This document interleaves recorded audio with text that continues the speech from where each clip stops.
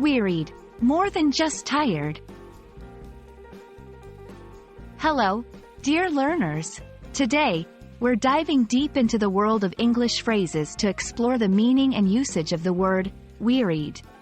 By the end of this video, you'll not only know what it means but also how to use it effectively in your daily conversations. So, let's get started. Wearied is the past tense of the verb weary. While at first glance, it might seem similar to tired, there's a slight difference in its nuance. Wearied often means to become tired as a result of excessive strain or effort. It can refer to both physical and mental fatigue. Example: after hours of trekking up the mountain, Jane was wearied. Understanding the word is one thing, but being able to use it correctly is another. Here are some examples to guide you. 1. The long journey wearied the travelers. 2. His constant complaints wearied her. 3. I am wearied by all these endless meetings.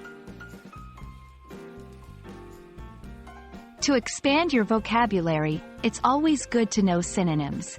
Some synonyms for wearied include exhausted, drained, fatigued, spent.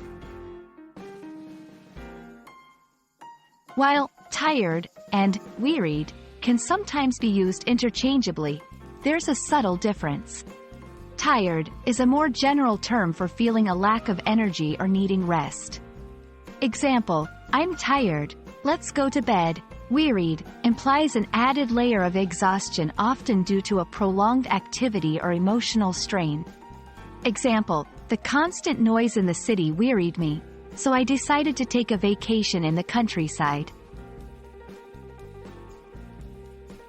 There you have it. Now you're equipped to use wearied in your daily conversations with more confidence. Remember, language is all about nuances, and understanding them can make a world of difference in your communication skills. We hope this video has been enlightening and helpful. Happy learning!